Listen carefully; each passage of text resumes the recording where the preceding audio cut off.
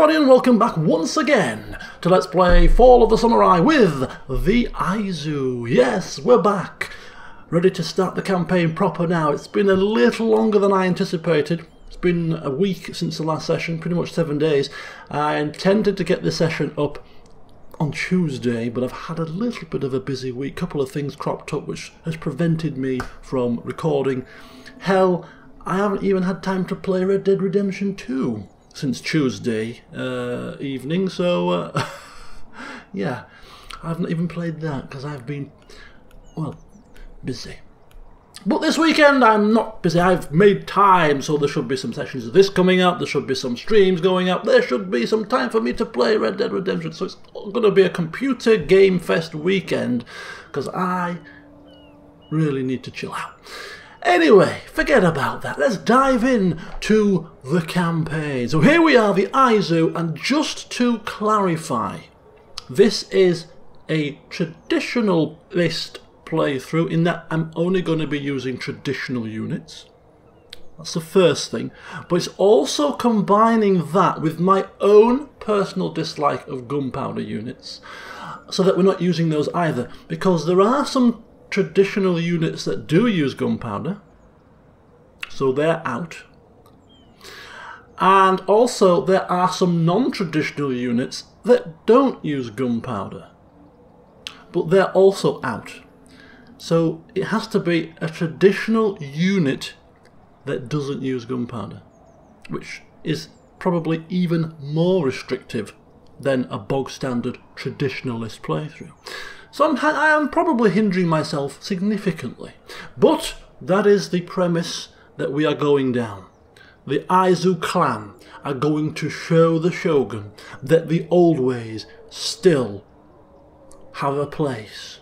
Now, just because we are a Shogun or a pro-Shogun clan doesn't necessarily mean why we are going traditionalist.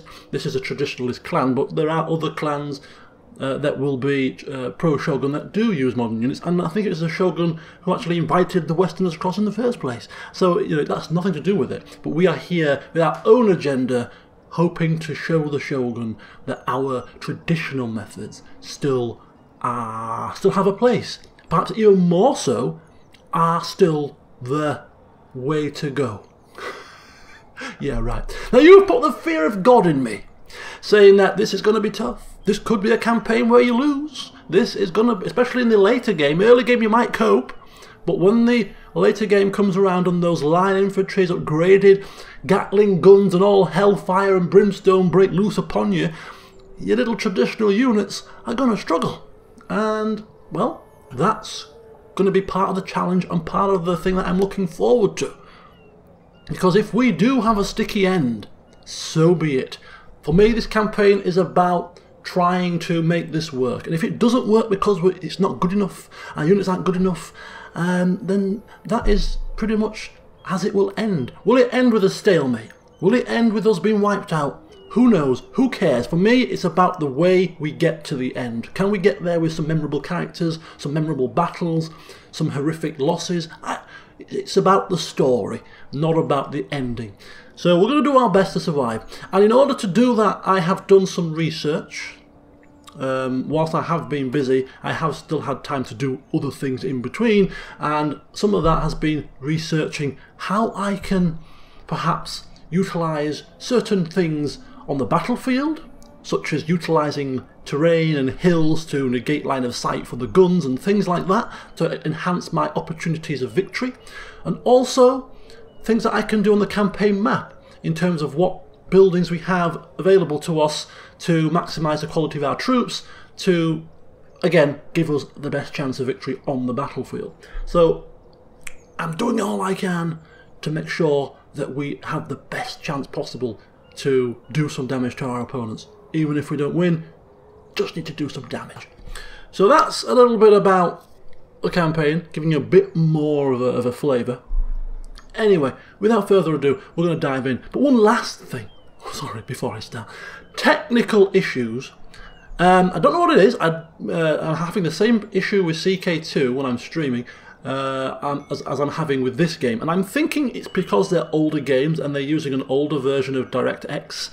But whatever it is, when I'm recording, the frame rates aren't marvellous, and I have to put the resolution down, which is fine because it makes the user interface easy to read for you guys. But yeah, I'm getting at the moment 21 frames, and it only happens, it's really weird, it only happens when I'm recording the commentary. Because I'm doing live commentary, I have to record the commentary at the same time as I'm recording the video. If I'm just recording video, frame rates are fine. As soon as I start recording video and audio, frame rates poof through the floor. And it's only to do with these older games. You know, all of the newer games, I've tried it with the newer games and everything's fine. It's just these older style games seem to be suffering, but hopefully it won't be too bad a performance when it comes to the actual finished article. We'll see. But so yeah, if you know what the problem might be, if anybody's suffered anything similar or has any sort of workarounds, I've tried different sound recording programs that all have the same problem. Yeah, if you've got any ideas, feel free to leave a comment and let me know. But it's playable, it's bearable, and therefore we shall press on. Now today's session, about half an hour. I'm going to try and make the sessions for this series when I'm going to do a couple of streams for this as well, not just streaming CK2, but I will start streaming some of this as well. But for the LP recorded videos, we're aiming for around about half an hour long. Give you something that's manageable in one sitting rather than hour-long videos, and we're going to try and keep them to 30 minutes. But we'll try and upload them a bit more regularly than perhaps I have done in the past. So, take a breather. Introductions are done, rather lengthy, but there we go. Let's dive in. And I have written down some plans that I have in mind that we're going to implement in this first session. Probably going to be no battles, unless we get attacked by some cowardly dogs. But yeah, this is all about now the preparation for our future, because we need to prepare.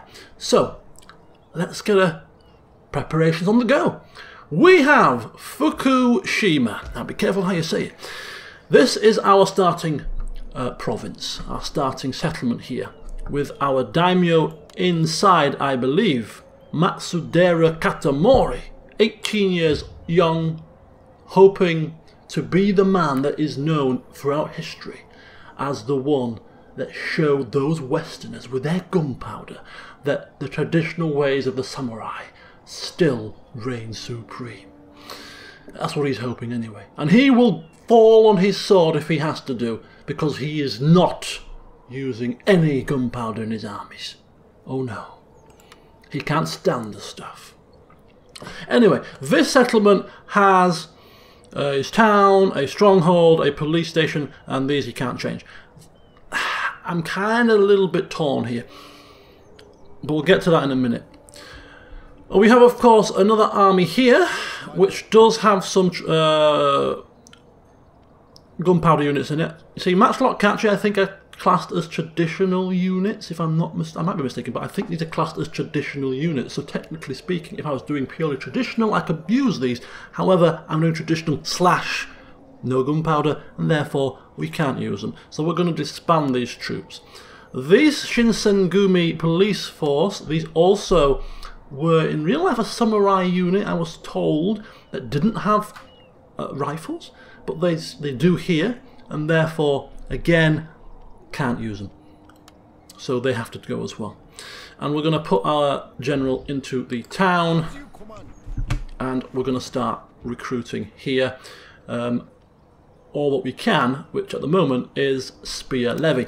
Now if we recruit Spear Levy, we can get Spear Levy with 3 experience right off the bat, and the reason for that is we get a +1 to experience for traditional units for our clan bonus, but also because we're a traditionalist clan, and what happens is if our clan development level stays low and we don't modernize too much, we get extra morale and extra experience and extra discount on the recruitment of traditional units.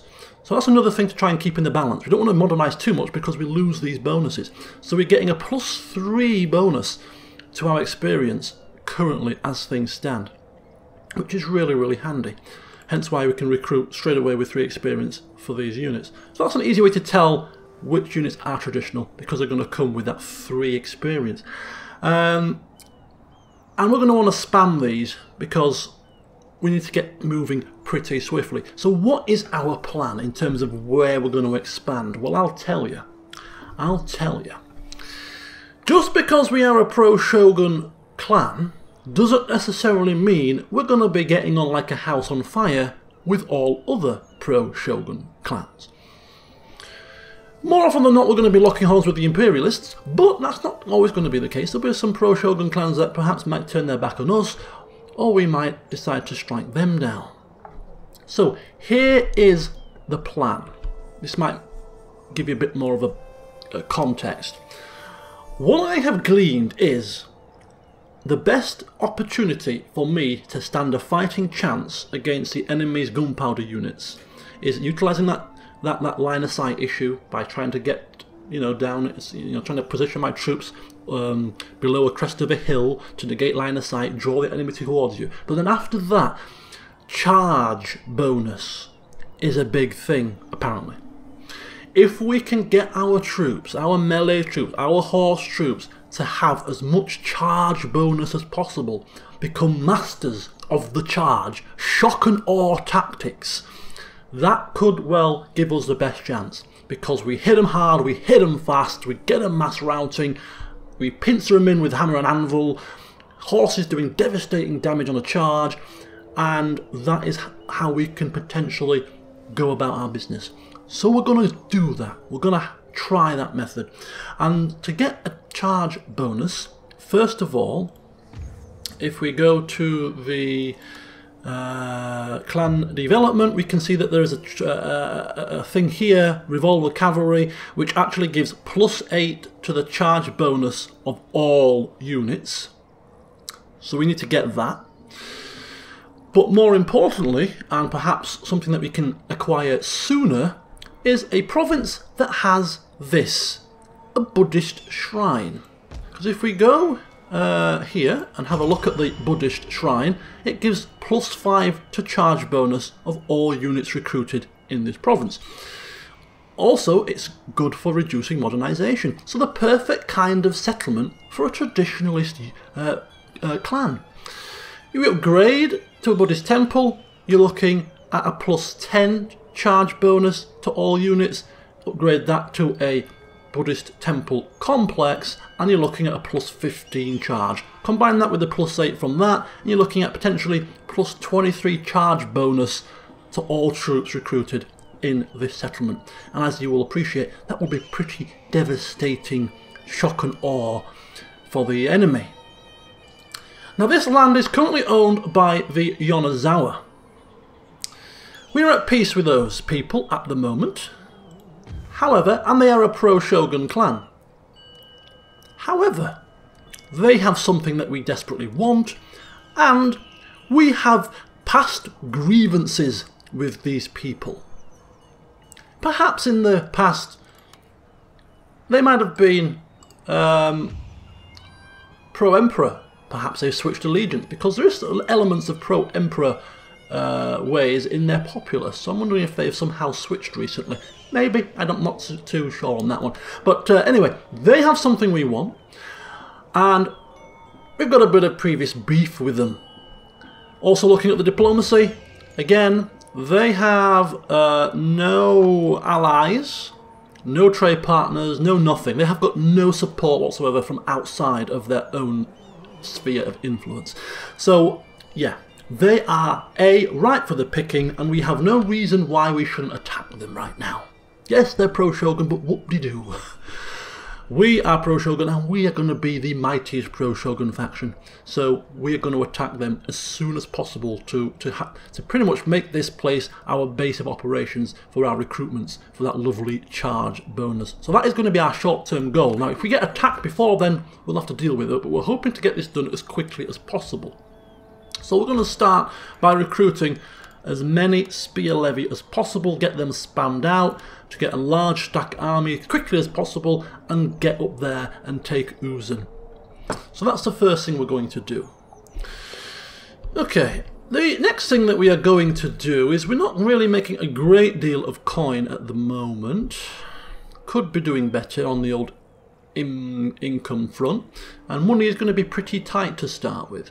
So what we're going to do is these ships have guns, so we're not going to be using these to bombard. We're not really interested in naval warfare. So what we're actually going to do, I was going to use these to scout out other clans, but that's not really a priority at this moment in time. Saving the pennies is. So I'm actually going to completely and utterly disband these ships, which gives us a little bit extra income by saving on the upkeep cost there. So that's that sorted. If we go to the clan development, although we are going to be going down this line initially to get School of the Shinobi, because I'm also thinking to really help us out, we need to make good use of the agents. So the Shinobi, the Geisha, and the Shinsengumi unit, the ancillary character, the agents in Shinsengumi, which we actually get a discount to because of our clan bonus. Yeah, we're going to need to make use of these. So weakening the army, strengthening our own army, assassinating generals to weaken armies, all of these kind of things. Every little advantage that we can get, every little tactic that we can employ to make our life that little bit easier on the battlefield when it comes to the crunch is going to be worth it. So we're going to, yeah, go down this line and get these as well as of course getting that. But before we do any of that, what I'm also trying to achieve here is I'm going to try to go through this in a diplomatic fashion as well. What I mean by that is if we can ally with pro-shogun clans where necessary and try and keep that alliance to team up on the enemy, because we might need assistance. I'm going to try that. Whether it will work or not, I don't know, but we're going to try it. So we're going to try to keep our alliances going strong. We're going to keep, you know, pro-shogun clans where appropriate on side. And to help us achieve that, I'm going to try and get this to start with Consular Court, which gives +10 to diplomatic relations. It will add +1 to modernization, but that's by the by for now. So we're going to develop clan relations, diplomatic relations, extra diplomatic relations there to just boost that. It's only +10. It's not the be all and end all, but it's a good start. So we're going to try that out to start with. So that's that. What else we got going on?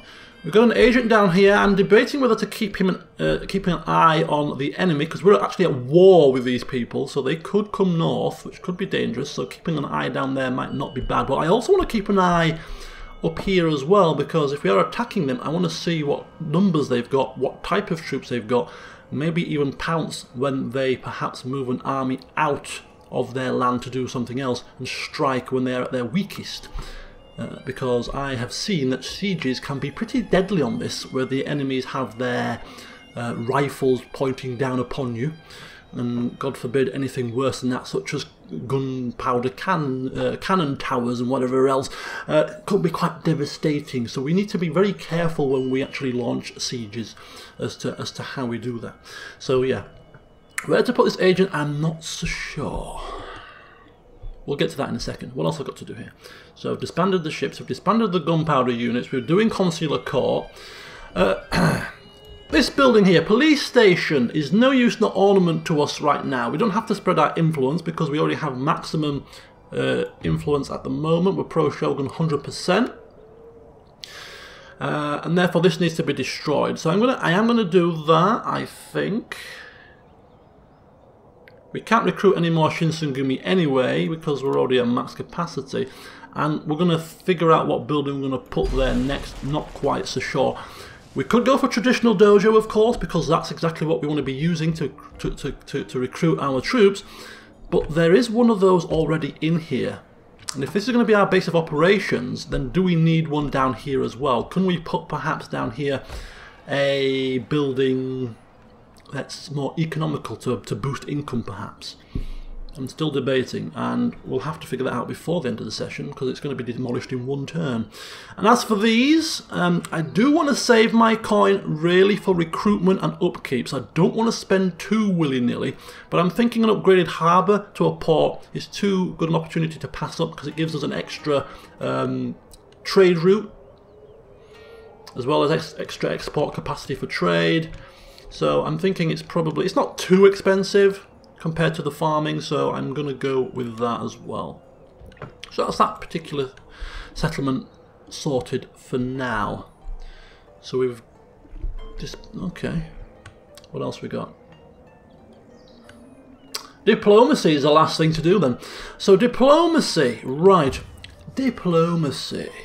So we have an alliance with the Nagawaka, just to our west, and we also have trade with them. And now just to the sort of northeast, we have the Sendai. And the Sendai, we have had past grievances, but we're over that now. We're over that. We're very friendly. We're trading, and I also think we should have an alliance with them as well. So we'll see if they're down with that. Okay, enter negotiations, request an alliance. Meetings with friends are always a pleasant diversion. Are What they has brought you here today? willing to pay for the privilege? No, they're not. So just a plain old military alliance to build relationships, and they're happy with that. As are we. Come. So we've got now firm alliances and friendships with to the west and to the northeast, which is, I think, a good start. It's a good start for 10. Now the Utsunomiya to the south of us are enemies, and if we're turning our attention to the Yonezawa, I really don't think we want to be distracted by threats to the south. So I'm gonna see if they're open to a peace deal here. I don't think they're gonna be, but you never know. You don't know if you don't ask. So we're going to see if we can stave them off What have you to say today? for the time being. Will my ears be shamed by the hearing? So they're not down for a peace treaty.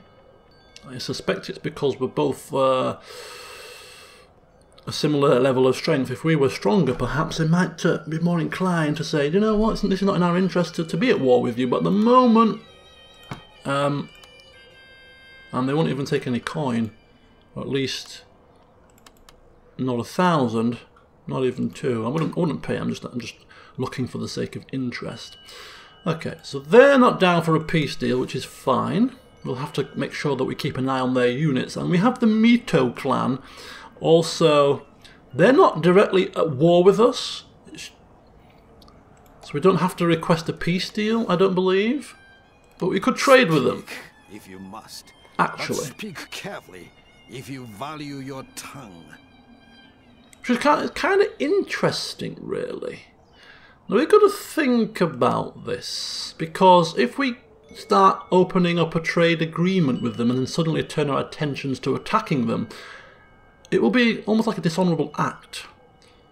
But similarly, this would raise our relationship as well, from hostile perhaps to something a little bit better.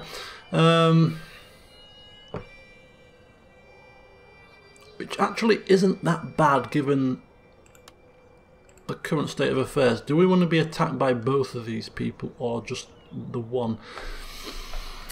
Ooh. I'm thinking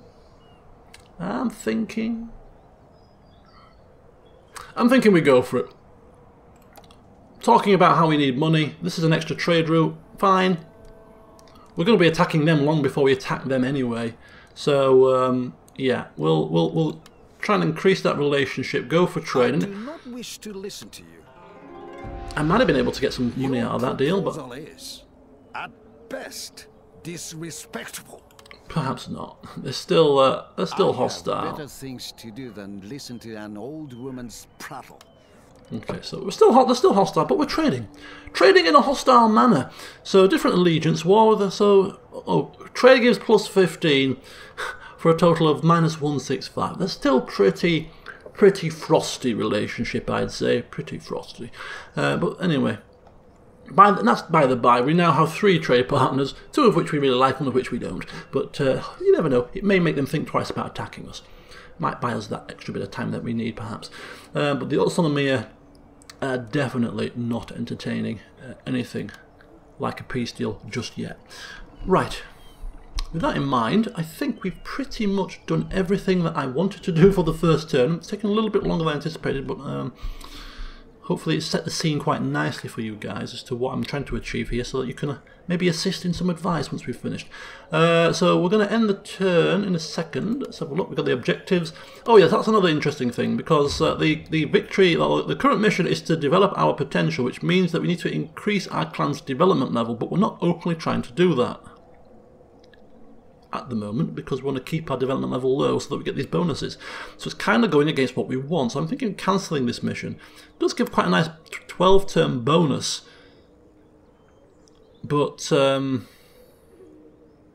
not so sure that this is in our interest. I don't think we're going to get to this for quite some time, because we're building buildings that are reducing our modernisation. So I'm thinking that's going to cancel that off and wait for a different mission to crop up. I'm assuming you can only have one mission at a time. If you can have more than one, that's probably a mistake, but anyway. It is what it is. It goes against our principles. So in terms, I came here for a reason. I can't remember what the reason was, but yeah, we're done there. So, yes.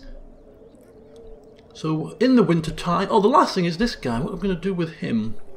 The Shinsengumi, who... what's more important right now? Seeing as we're going to be recruiting troops in here for our attack, I'm thinking that even if we are attacked from the south, we'll be in our settlement and we'll be very well garrisoned. So I'm thinking actually we don't have to be overly concerned right now with what's going on down here. I think it's probably better that we focus on where we're going to end up attacking. So we're going to bring him up here. Change of plan. There we go.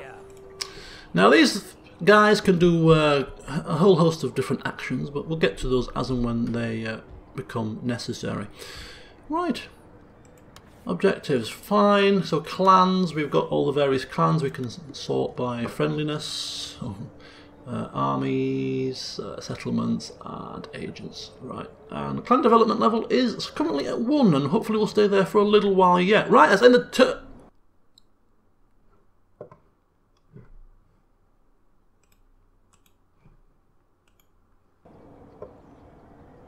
Okay, apologies. Let's end the turn. I thought the game would crash, but no. My screen minimised because I got a message from an antivirus program. Right, we're powering through here. End of turn. Wow, that was pretty quick.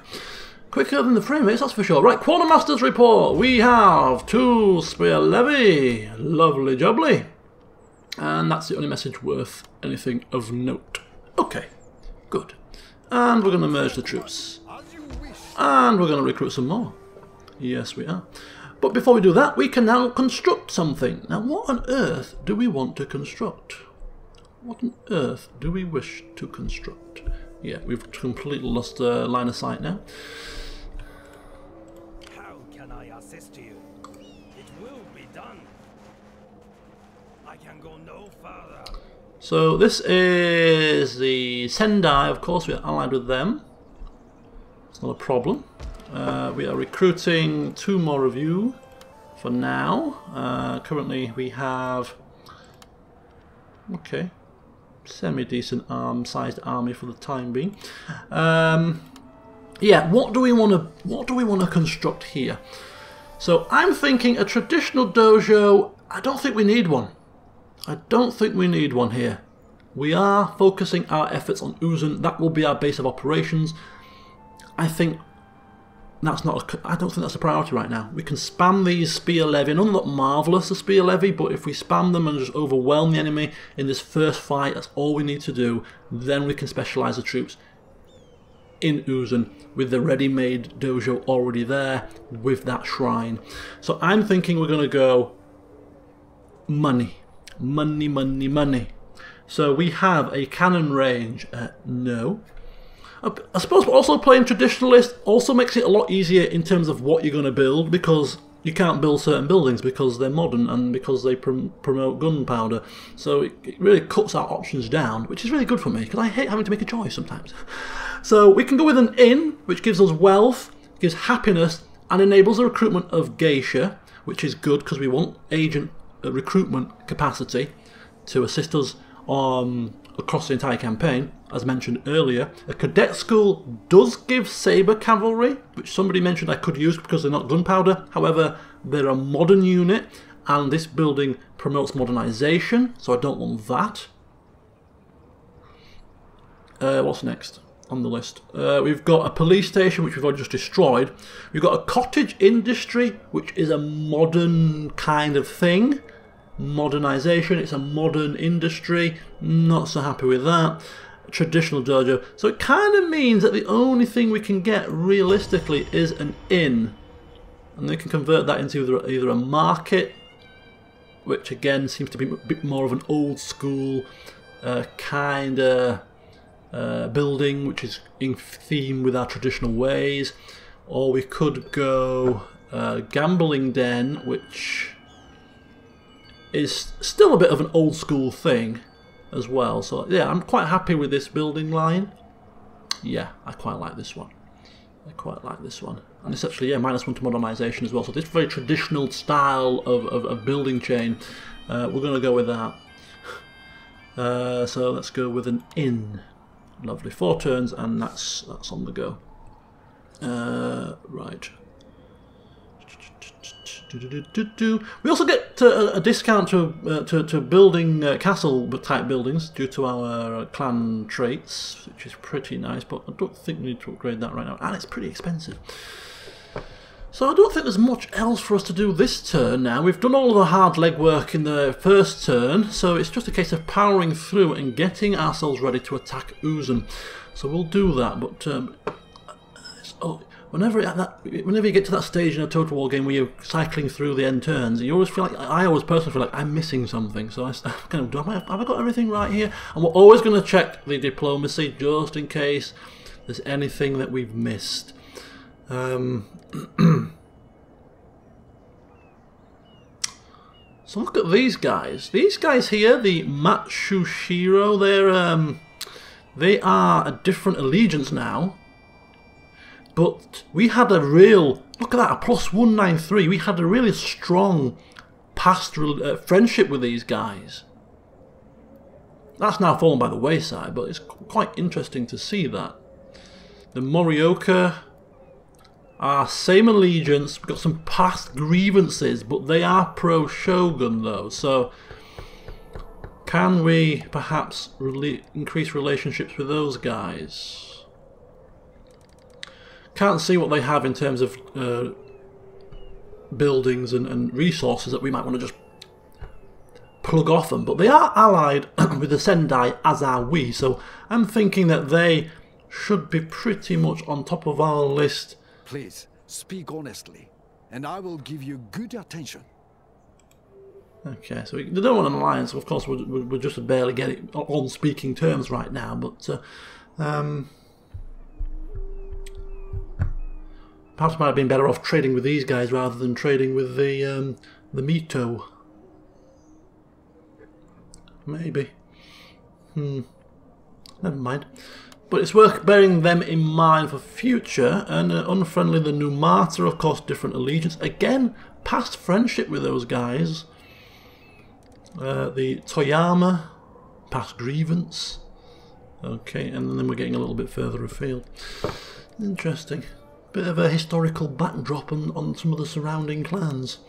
Okay, let's end the turn. Always makes me chuckle when I see the Obama clan. Okay, mission issued. Strengthening our position. Imperialist forces seek to move against the shogunate. We must claim their territory for ourselves. Capture Shimotsuke. Within 12... How many turns? Shimotsuke is the one down here, right? Yeah, we're kind of turning our attentions away from there for the time being, you know. Got more important things to worry about, like taking Uzun, for instance. Okay. Ready to serve. On my way. On my way. Okay, so they're going to, of course, be mustering the troops as well. And let's see if they're building anything. Yeah, they're upgrading their town. They're upgrading their port, which is all very nice because we'll benefit from this when we take it. So we could put him in there, and he can assassinate their family members, pretty decent chance of success, really, for some of them. Or he can incite a revolt, which could lead to a full rebellion, which would weaken the enemy, 47%. There is a chance that he might end up dead if he does that, so I think we'll hold off on either of those actions for now. But it's definitely worth bearing in mind if we need that extra edge. Some of those actions might prove to be pretty useful. But seeing as they've got 2 family members in there, assassination is pretty much of a moot point. Because you assassinate one, they've got another general waiting. Right, what we're going to do is this will be the last turn. I know it's not really been too much action, but it's just a bit more of the setting of the scene, and now you can hopefully see what kind of line I'm going down to provide me with any necessary advice. As we recruit another batch of that highly experienced spear levy for now, we are building the inn. The coin situation is not looking too shabby, but of course we're going to just make sure that we've got enough to recruit the troops that we need to do the job, and I think that's pretty much all we need to worry about right now. Everything else, no signs of attack just yet from the south, no messages of any of our allies being dragged into war, which we may have to honour. So yeah, I think we'll call a close to the first or the second session here. So let me know your thoughts on my plan. Is it one that might work, might not, I don't know. And if you've got any advice, tips or hints or something that I've missed, please let me know, because I'm going to need all of your help. This is going to be, I've been assured, this is going to be a tough one, so we need to make sure that we put ourselves in the strongest position as soon as possible to prepare for the onslaught that will no doubt come when the opposition get their enhanced gunpowder troops. But yeah, the next session shouldn't be so long, maybe a couple of days or so, at least one more. I'm thinking round about Sunday for the next session. So yeah, hopefully look forward to that, because I know I am looking forward to that. I'm looking forward to seeing how this campaign pans out. It's going to be a rocky ride, I feel, but let's see how the story pans out. So until next time, see you soon.